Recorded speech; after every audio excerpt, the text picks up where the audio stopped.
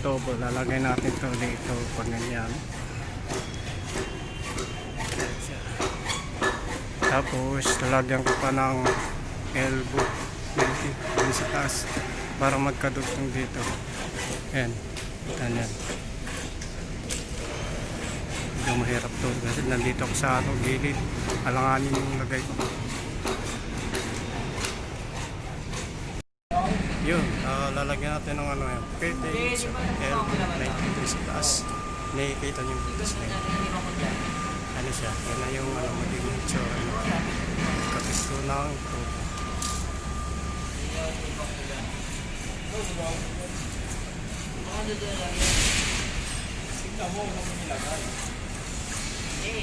So yan mga katubo, yan ang hirap gawin. Grabe, tapos lalagyan ko pa ng yan, elbow 90. Yan. Yun ito niyan. Ito. Nilagyan ko ng fittings at saka elbow. Tapos tudugtuhan ko pa yun dun sa taas. Merong tubo dyan.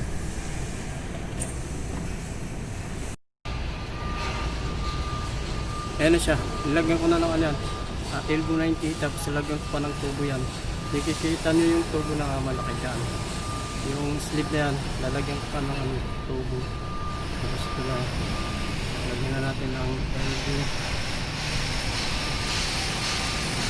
Nabagtuhan ko na siya.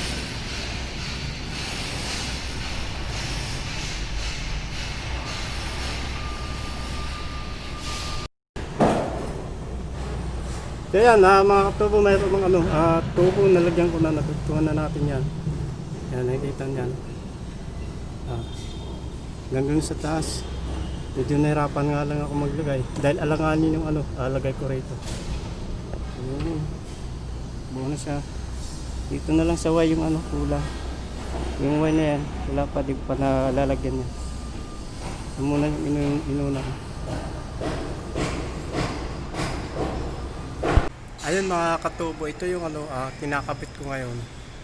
Ano yan, 8x8. Yung gamit kong tubo 8x8, tsaka gamit kong Y 8x8. Kukunikta namin dito yan. Yan, nakikita yung tubo na yan. Diyan kami magkukunikta. Yan. Tapos ito na siya.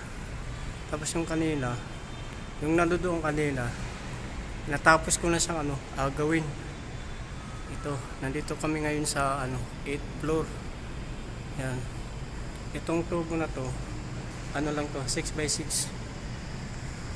Tapos itong isa, yan, 8x8. Dalawa ng yan, mga dumi sa mga unit, mga lababo. Yan, CR. Yan siya. Yan, mahaba na yung kinabit namin. Pinapatapos kasi ito eh. Yan siya.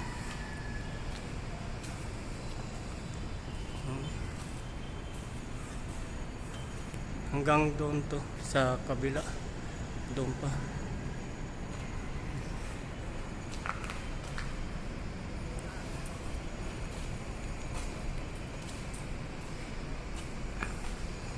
Ito na to, mahirap magkabit ng itong yung Y na yan kasi yan, minamano-mano namin yan. Ayun, kita niyan. Sinasalpakan pa namin ng mga tubo yan sa ilalim para lumit yung butas. Yan. Tapos ito.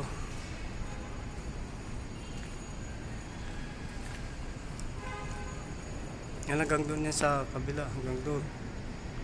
Hanggang doon yan. Tapos ito yung isa.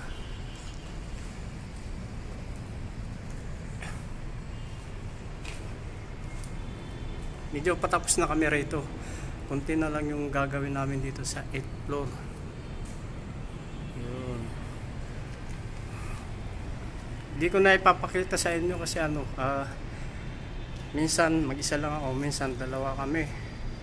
Kaya walang nag-video sa akin. Hindi rin ako makapag-video dahil busy ako sa pagkakabit. Yan. Lalo sa pagsusukat. Dali lang mga dumi. Tapos yung kanina, tapos ko nang may kabit yung pinakita ko sa inyo.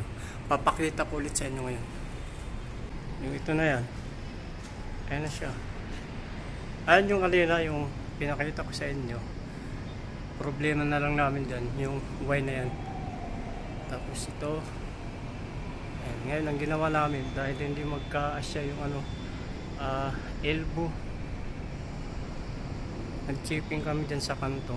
Tapos ginawa namin ng paraan yung elbow 90.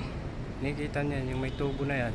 Kasi ang gusto mangyari ng bus namin, itong Y na to, dapat hindi yan dyan.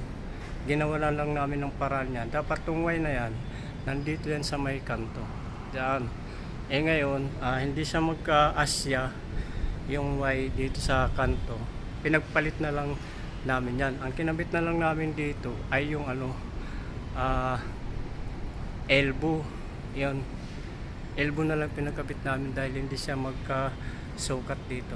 Ngayon ang mangyayari, kung may kakabit yung Y na to, chichipingin pa namin yan. Kasi lalong pagagalitan kami.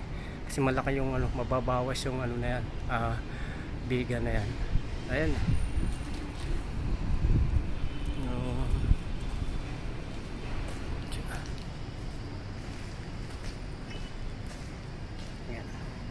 So yan, mamaya hindi ko na ipapakita sa inyo yan, kung paano ko may kabit yan dahil walang magbibideo sa akin. Kabit na lang ang kulang dyan, solvent na lang, idikit, saglit na lang yan. So yan mga katubo, maraming salamat po. Sana po huwag niyo kalimutan mag-like at mag-share at mag-subscribe sa aking channel.